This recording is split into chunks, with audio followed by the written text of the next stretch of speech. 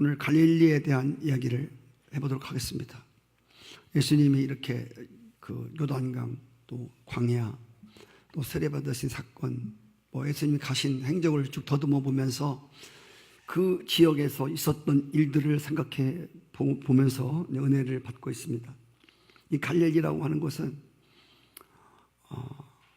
예수님에게, 그리고 그를 따랐던 12 제자들에게 정말 중요한 곳이었습니다. 갈릴리는 해변가입니다. 조그마한 항구 도시이지만 이곳에서 예수님이 공생애를 시작할 때에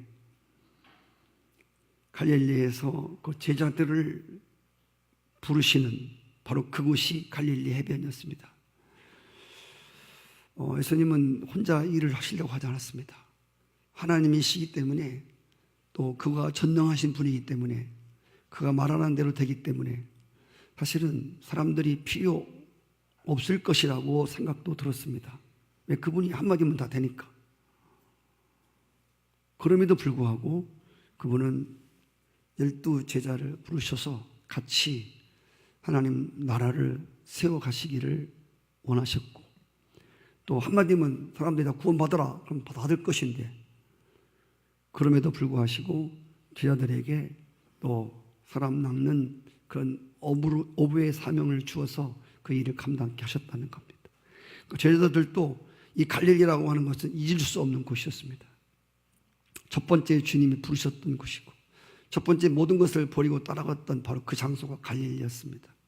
그래서 오늘 아까 노래 부른 것처럼 주님이, 또 그 제자들이 주님 사랑하는 마음이 식어질 때 또 갈릴리에 찾아오셔서 조반 먹으신 후에 갈릴리 바다에서 시몬아, 내가 나를 사랑하느냐고 또 주님이 사랑의 그 고백을 받기를 원하셨던 바로 그곳이 갈릴리였습니다. 그리고 예수님이 부활하신 후에 예수님 제자들을 보고 말씀한 게 뭐냐면, 갈릴리로 가라. 갈릴리에서 너들을 만나겠다. 예수님이 마지막 부활하신 후에서 예수님이 갈릴리에 그들을 불러 모으시고 거기서 처음 그들을 부으셨던, 그리고 그들에게 사명을 주셨던 것을 다시 기억나게 하심으로 또 새로운 또 인생을 살아가게 하신 곳이 바로 갈릴리였습니다. 오늘 이 예수님께서 이 갈릴리에서 제자들을 부르시면서 그냥 단도직입적으로 나를 따라오라고 말했습니다. 어떻게 따라올 것인지, 따라오면 뭐가 생길 것인지 아무 조건도 걸지 않고 무조건 그냥 나를 따라오라는 거야. 기독교 역사에서는 예수님을 따르는 것을 가지고 제자 훈련이라고 그렇게 부릅니다. 제자라고 하는 말은 본래 그 히라보로 마데테스라고 하는 말인데, 제자라고 하는 건 배우는 자라는 뜻입니다. 예수님께서 마태복음 11장 28절에도 내게 와서 배우라고 말했습니다. 제자는 한마디로 예수님의 삶과 예수님의 인격을 배우고 평생 그를 따르는 사람들을 보고 제자라고 말합니다. 예수님은 갈릴리 해변에서 베드로와 안드레를 부르시고 이어서 야고보와 요한을 제자로 부르셨습니다. 인생을 살아가면서 모든 만남이 다 귀한 만남이지만 갈릴리 어부들에게 있어서 갈릴리 해변에서 예수님과의 만나면 정말 특별한 의미를 지닌 사건이었다는 것입니다. 그들의 생애 가운데 가장 잊지 못할 귀한 사건이었다고 하는 것입니다. 그냥 갈릴리 바다에서 고기 잡는 인생으로 살다가 그렇게 맞춰야 하는 그들이 예수님을 만나서 자신들의 삶의 변화를 일으켰고 세상을 변화시키는 제자가 되었기 때문입니다. 그런데 예수님께서 갈릴리 바다에서 고기 잡는 이들을 불러주시지 않았더라면, 아니 이들을 부르기까지 그들은 아무것도 아니었습니다. 그 당시, 지금도 그런 얘기들 많이 하지만 그 당시에는 고기 잡는 사람들이 최고 하위의 직업에 속한 자들이었습니다. 세리와 장녀와 고기 잡는 사람들, 이런 사람들은 세관에서 돈 쉬는 사람들, 이런 사람들이 정말 밑바닥의 직업이었습니다. 예수님이 그들을 불러주지 않았더라면 그들은 그냥 단순하게 무식하게 그냥 고기나 잡다가 그냥 업으로 사는 그 자체, 바로 그 자체였습니다. 그런데 나사렛 예수님은 사람을 꼭 부를 때 반드시 이름을 불렀습니다. 하나님은 우리의 이름을 아십니다. 부모가 지어주었던, 장명가가 우리의 이름을 지어주었던, 중요한 것은 하나님은 우리를 아신다는 겁니다. 그래서 하나님이 사람을 부르실 때는 반드시 그 사람의 이름을 불렀습니다. 아무개 젊은이, 이렇게 안 했습니다. 시몬아, 베드로야, 삭개오야, 꼭 이름을 불렀습니다. 아무것도 아니게 살아갈 인생들에게 주님이 그들의 이름을 부르시는 순간, 나를 따라오라고 하는 바로 그 순간, 아무것도 아닌 사람들이 정말 천국에서 아름다운 꽃이 되었고 어두운 세상에 별빛 같은 존재들이 되었다는 것입니다. 오늘 예수님이 사람들을 부르시는 이 소명의 사건은 이때뿐이 아니고 성경 속에서 하나님이 사람들을 부르시고 소명을 주시는, 이 부르심을 갖고 소명이라고 그러는데, 하나님이 이 부르시는 장면들이 성경에 가득 차 있습니다. 아까 우리 노래를 부른 것처럼 사마리아 성에서 그 남편을 5명씩 데리고 살아가는 죄 많은 여인을 부르셨습니다. 삭개오를 부르셨습니다. 뽕나무를 재배하고 살던 아모스를 부르셨습니다. 밭에서 소를 끌고 밭을 일구던 하나님 엘리사를 또 부르셨습니다. 하나님 부르시는 장소는 다 달라요. 그리고 하나님이 사람들을 부르시는 장면은 성경에서 끝나지 아니하고 오가는 많은 세대 속에서 수많은 이름들을 부르셨습니다. 그리고 마지막 날에 여러분과 저의 이름을 불러주셨습니다. 그래서 우리가 그분을 따르는 제자들이 되었습니다.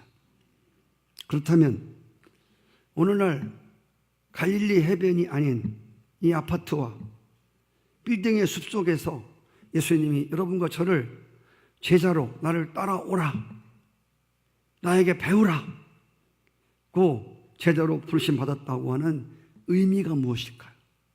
하나님은 왜 이 시대의 마지막 시대 때 여러분과 저의 이름을 부르시면서 나를 따라오라고 주님이 말씀하셨을까요? 오늘 말씀을 통해서 3가지로 은혜를 받으려고 합니다. 낮 시간이 조금 길어서 오후 시간은 상당히 짧습니다. 잘 듣지 않으면 금방 끝나서 무슨 얘기도 했나 모를 수도 있습니다. 첫째로 주님이 우리를 제자로 부르신 그 이유와 의미는 이 공동체 속에서 배워가는 제자 훈련을 시키기 위해서 우리를 부르셨습니다. 제자라는 말을 쓸 때 2가지를 생각해 볼 수 있습니다. 하나는 자신의 학문과 자기가 가지고 있는 특별한 기술을 어떤 한두 사람에게 전수시키기 위해서 그들을 뽑아서 그들을 훈련시키는 이러한 사람들을 보고 제자라고 부른다고 하는 것입니다. 또 하나는 학문과 기술을 그들에게 전수시키는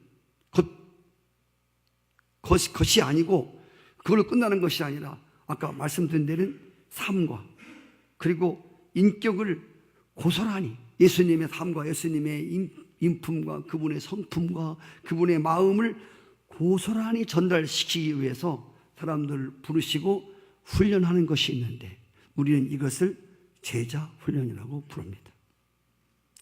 주님 우리를 부르실 때 일반적인 방식으로 주님이 어떤 우리 기술을 배워주려고, 주님이 아는 어떤 지식을 배워주려고 우리를 부르신 것이 아니라 제자 훈련을 통해서 우리를 선택했다고 하는 사실입니다. 제자 훈련을 시키기 위해서 우리를 한두 명이 아니라 12명이라고 하는 것은 완전 숫자입니다. 오늘 여러 마을에서, 여러 곳곳에서, 아프리카에서, 아시아에서, 유럽에서, 한국에서, 서울에서, 시골에서, 도시, 도회지에서, 장소와 또 나라를 초월해서, 국경을 초월해서 하나님 우리를 부르셨습니다.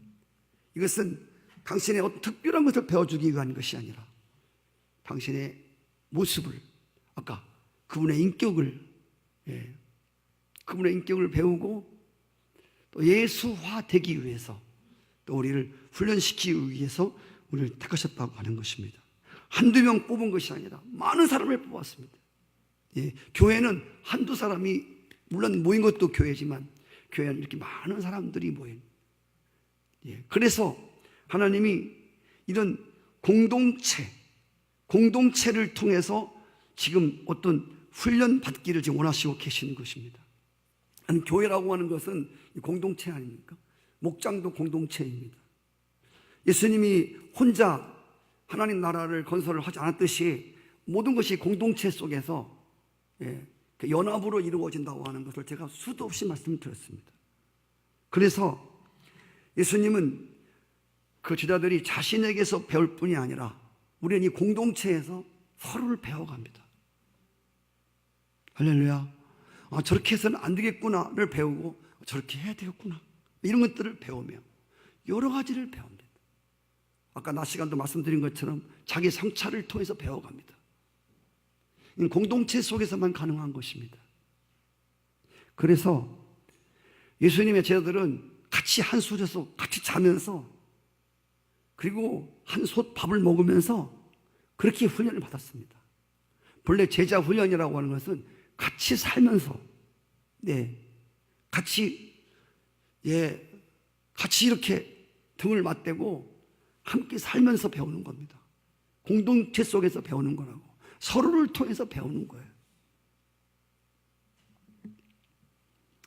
그래서 문안 부분들이 어떤 것인가, 또 때로는 격려도 하고 또 사랑하고 서로를 섬겨주고 서로를 세워가는, 또 이런 가치 속에서 또 예수님을 닮아가는 훈련을 시키기 위해서 또 우리를 많은 사람들을 제자 훈련장으로 공동체를 통해서 불렀다는 것입니다. 그래서 제자 훈련에서 가장 많이 쓰는 단어가 뭐냐면, 제자 훈련에서 가장 많이 쓰는 단어는 서로라는 단어입니다.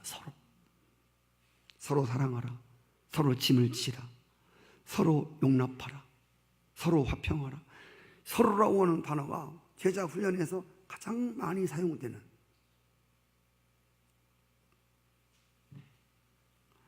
이렇게 예수님께서 12명이라고 하는 이 공동체 속에서 그들이 주님의 제자의 도를 배워가기를 원했다는 것입니다. 그래서 우리는 홀로 그런 이기적인 신앙생활을 해서는 안 된다는 겁니다.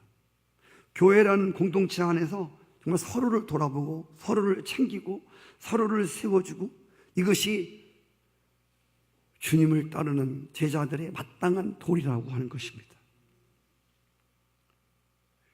그래서 서로에게 빛이 되고, 그래서 세상의 소금이 되고 세상의 빛으로 살아갈 수 있는 바로 훈련장이 공동체라고 하는 것입니다. 여러분, 저는 그냥 시인도 아닌데 이렇게 하나님 연구하고 하나님 묵상하고 살다 보니까 이런 생각들이 많이 듭니다. 밤하늘의 별들이 정말 아름답습니다. 밤하늘의 별들이 왜 아름답냐? 밤하늘의 별들이 아름다운 것은요, 저 별은 너의 별, 저 별은 나의 별이 되기 때문이 아니라 하늘에는 많은 별들이 있습니다. 작은 별들, 큰 별들이 서로를 인정하고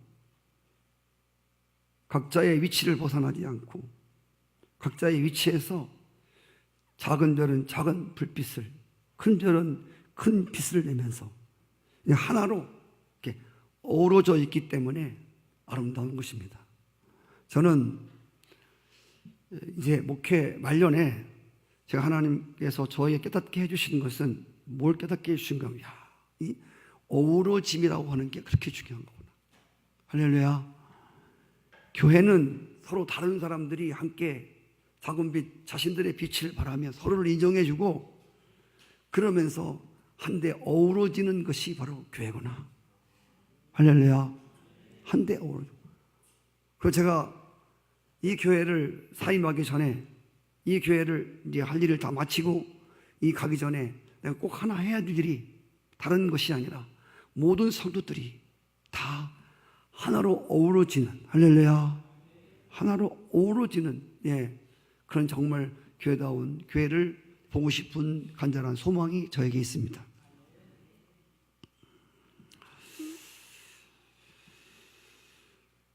공동체 속에서 정말 위험한 사람이 있습니다. 위험한 사람이 누구냐면 남의 도움도 필요하지 않고 남의 도움도 필요치 않으면서 그렇다고 남에게 도움도 주지 않는 사람입니다. 이 사람이 극단적 이기주의자입니다. 다른 사람 나는 도움 받을 것도 없고 내가 도와줄 것도 없어. 내 인생 내가 사는 거야. 내 믿음 내가 하는 거야. 이런 사람들 있죠. 이런 사람이 정말 어려운 사람입니다. 여러분, 혼자 사는 것이 편한 것 같지만 혼자 그냥 나 홀로 신앙생활이 굉장히 편한 것 같아. 왜? 타치도 안 받고 끝나면 가고 모이라고 해도 안 모이고 내 자유인데 못 가지고. 그래서 혼자 그냥 시간이 되면 왔다가 혼자 가고 나는 내 삶을 이렇게 오픈하기도 싫고 누가 내 삶 아는 것도 싫고 우리 집 오는 것도 싫고 가는 것도 싫고 뭐 이거 있죠. 이런 사람은 아무리 예수를 오래 믿어도 예수님의 제자가 될 수 없습니다. 함께 하면서 12제자를 한데 모아놓은 것은 함께 살면서 거기서 기도를 배우고 거기서 섬김을 배우고 거기서 용서를 배우고 거기서 사랑을 배우고 할렐루야. 거기서 배우고자 하는 거기서 12 공동체 속에 집어넣고 그 속에서 배우는 거예요.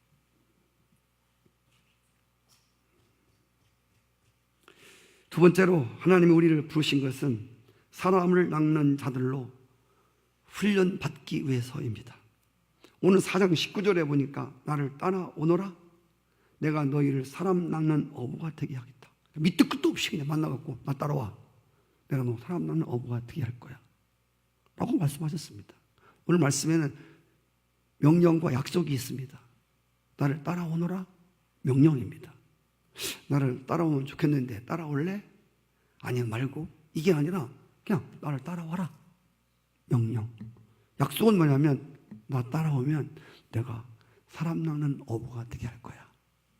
할렐루야. 예수를 따라가는 삶의 궁극적인 결과는 사람을 낚는 인생이 된다는 겁니다. 사람을 낚는다고 하는 것은 영혼을 구원시키는 이런 일을 한다는 말입니다. 이렇게 사람을 낚는 사람들을 우리는 전도자라고 부릅니다.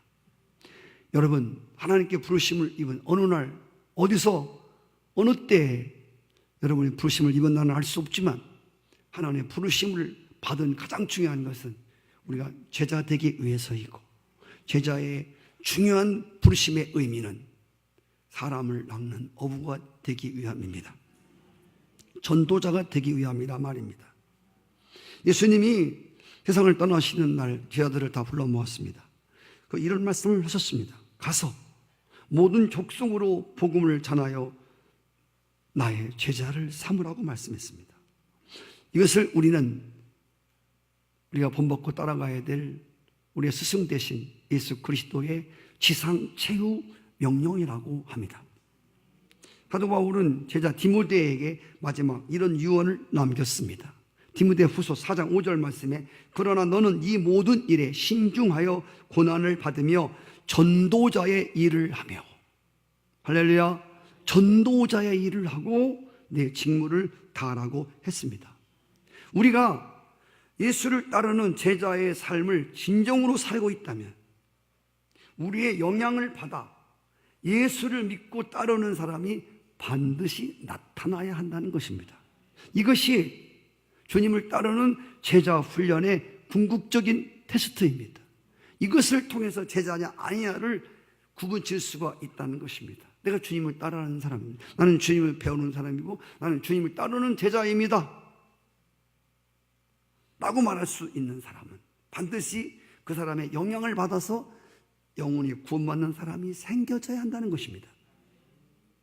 그래서 예수님의 제자 훈련의 본질은 영혼 구원에 있다는 겁니다.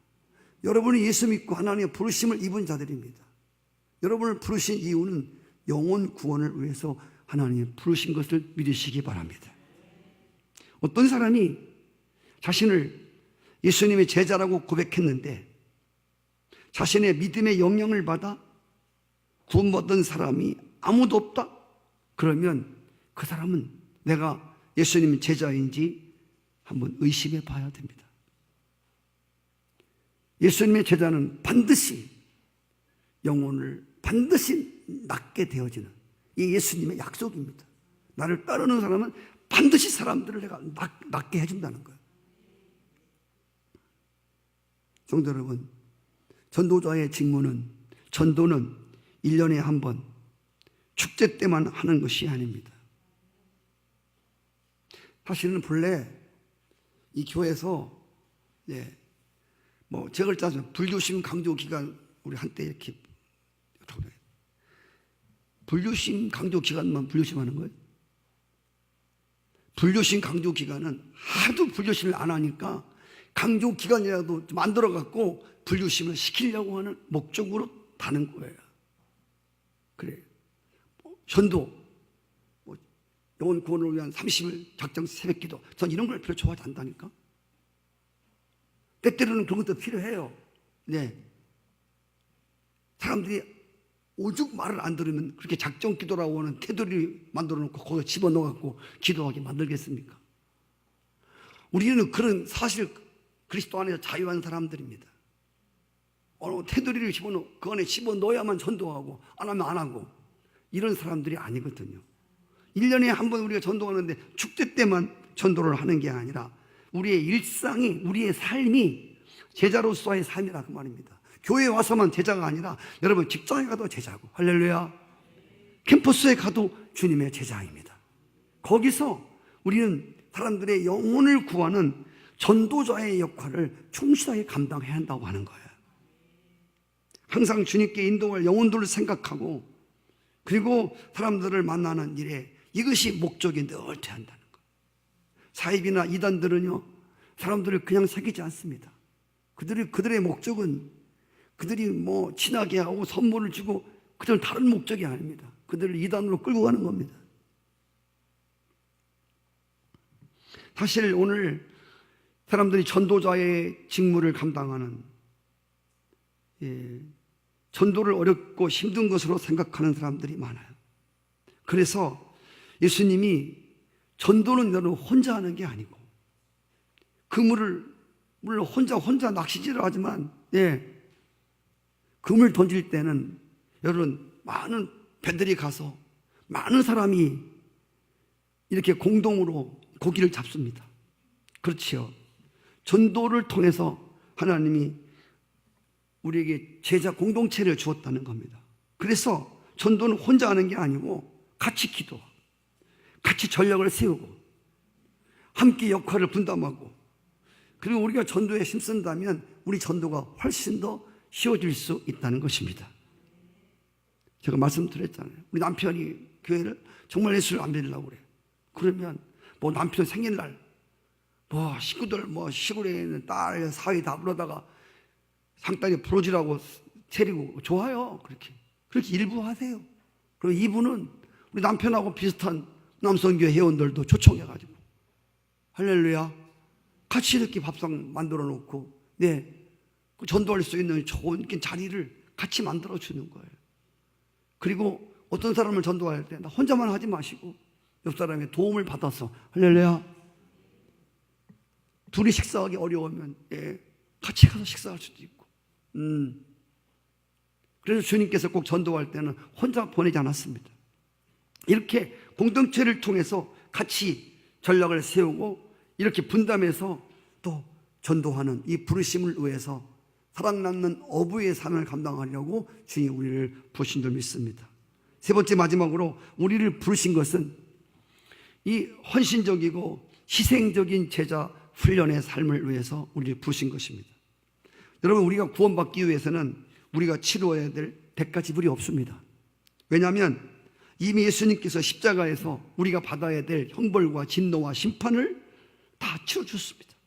이제 우리는 믿기만 하면 값없이 구원을 받습니다. 우리 어떤 대가를 치러야 구원을 받는 게 아닙니다. 구원은 은혜로 받습니다. 은혜란 말은 공짜란 말입니다.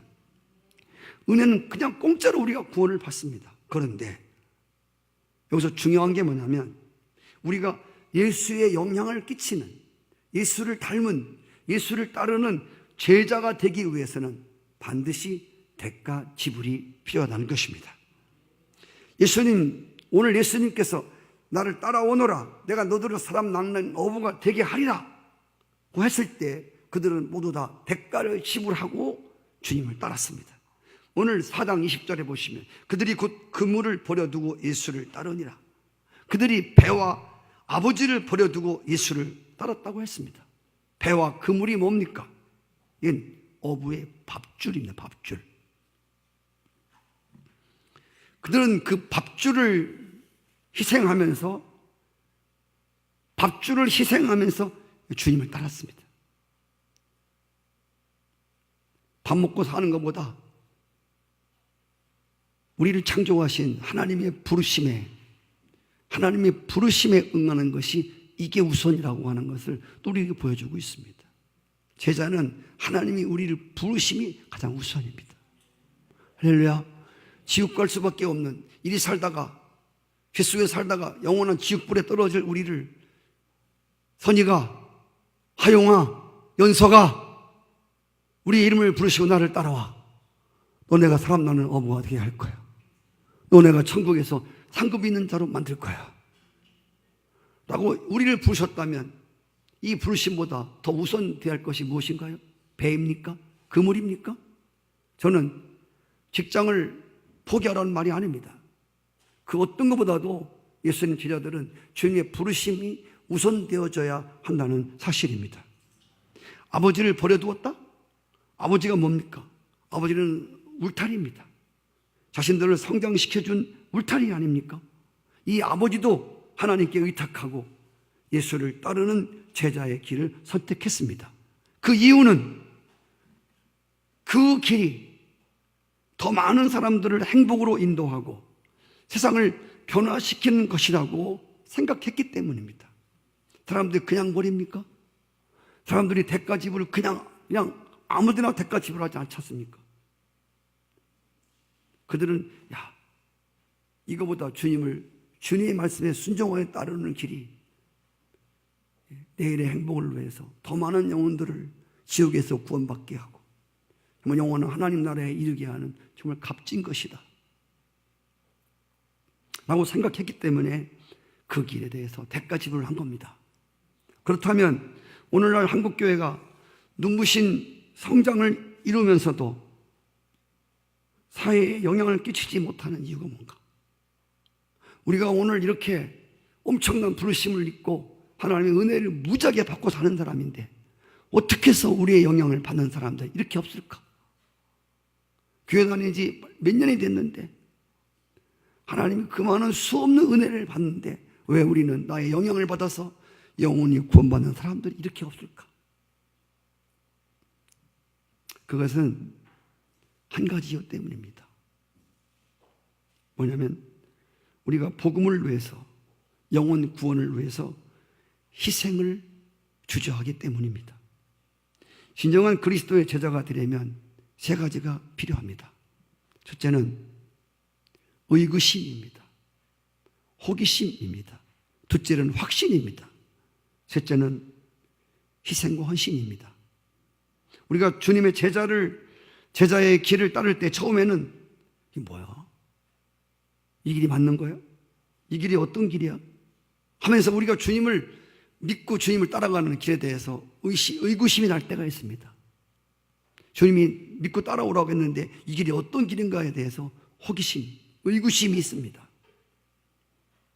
그런데 우리가 점차적으로 주님의 말씀을 순종하고 제자의 길로 들어서면서 우리가 알게 되는 것은 이 길만이 나를 바꿀 수 있고 이 길만이 세상을 바꿀 수 있는 길이구나. 이 길만이 생명의 길이구나. 이 길만이 모든 인생들이 살 길이구나. 이런 확신이 들어야 됩니다. 그리고 이 확신에서 끝나지 마시고 확신에서 더 나아가서 하나님과 이웃을 위해서 자신의 이기심과 편안함과 특권을 포기하는 구체적인 헌신이 없이는 아무도 제자의 길을 똑바로 갈 수가 없다는 것입니다. 제가 다음 주에도 이 목사님 이야기를 함께 좀 나누겠지만 그 본회포라고 하는 유명한 목사님이 있습니다. 신학을 공부하시는 분들은 본회포 목사님에 대해서 많이 듣기 때문에 이 본회포 목사님은 독일 나치와 항거하시다가 마지막 순교하신 바로 그런 목사님이신데 이 본회포라는 목사님이 오늘의 그리스도인들이 왜 주님을 따른다 하면서 영혼을 구원받게 하는 이 일들이 이렇게 저조한가? 왜 예수 믿는 사람들이 이렇게 많은데 오늘은 세상이 바뀌지 아니하는가에 대해서 이 목사님은 이렇게 말했습니다. 그리스도인들이 싸구려 은혜 속에 살기 때문이라고 지적했습니다. 싸구려 은혜. 싸구려 은혜의 반대는 비싼 은혜입니다. 주님이 우리에게 베푸신 은혜는 공짜로 주신 은혜입니다. 그러나 이 은혜를 받은 사람들은 싸구려 은혜 생활을 해서는 안 된다는 것입니다. 그래서 오늘 많은 사람들이 예수를 믿고 구원을 받고 나 구원 받았네, 너 구원 받았네, 우리 구원 받 할렐루야 노래하며 찬양을 힘차게 부르는데 중요한 건 아무것도 희생하지 않는 그리스도인이 많다는 겁니다.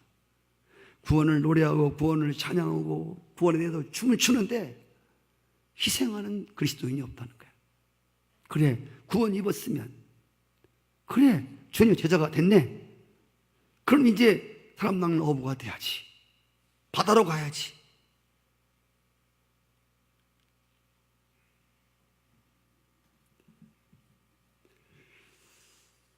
우리가 십자가를 지고 헌신하고 희생을 치르면서 값비싼 은혜의 생활을 할 때 그때 우리가 변하고 세상이 변하고 값비싼 은혜의 생활을 할 때 대가를 지불하는 신앙생활을 할 때 그럴 때 우리를 통해서 구원받는 영혼들이 생길 것을 믿습니다. 만일 우리가 영혼의 구원의 삶을 살기로 작심하고 이웃들을 위해서 시간을 희생하고 그들과 함께 할 수 있다면 그리고 내 주머니를 열어서 물질을 희생하고 그들을 만나서 그들의 고통과 아픔에 귀를 기울여서 그들을 위해서 희생하는 삶이 있다면 우리가 사는 세상은 조금씩 변하게 될 것입니다. 오늘도 예수님은 우리의 이름을 부르고 계시고 오늘도 많은 사람들의 이름을 부르고 계십니다. 주님이 우리의 이름을 부르시는 목적은 하나입니다. 나를 따라오너라. 사람 낚는 어부가 되게 하리라. 이것 말고 다른 어떤 것도 아닙니다. 오늘 많은 사람들이 그냥 주님 우리를 부르는 거야. 병 고치려고, 부자 되게 해주려고, 집 두 채 사게 해주려고, 아들 좋은 대학 보내게 해주려고 여기에만 초점이 맞춰 있습니다. 이건 목적이 아닙니다.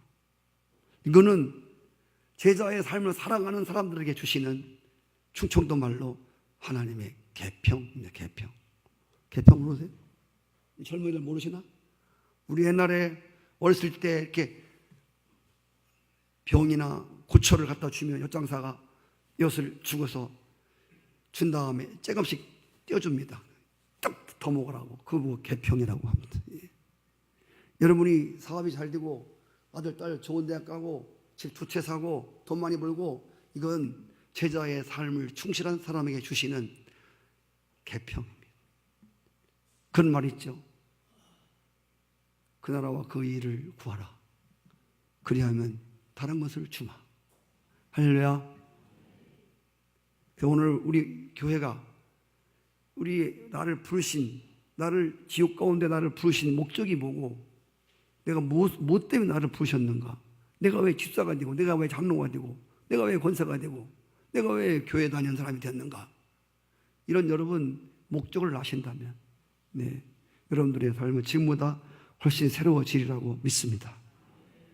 주님의 거룩한 제자의 도를 위해서 부르심을 입은 우리들이, 네, 서로의 이름을 부르며 서로가 서로에게 축복이 되어주는, 할렐루야. 그리고 정말 하나님 내게 붙여준 그 이름을 불러가면서 매주 수요일마다 여러분이 전도하시는, 기복 전달하시고 전도하시는 분들의 명단이 제게 늘 넘어오고 있습니다. 그래서 말씀을 안 드려도 뜻이 있는 분들은 그 이름을 많이 외우고 기도하는 줄 알고 있습니다. 내게 붙여준 이웃을 위해 희생하며 헌신하며, 할렐루야. 또 그들의 이름을 부르며 하나님 앞에 간구를 드릴 때 또 반드시 또 내가 사람 낳는 어부임을 증명시켜 주실 것이고, 그리고 또 우리의 삶을 통해서 많은 이들이 주님을 따르게 될 것을 믿습니다. 우리 노래 하나 하고 마치겠습니다. 갈릴리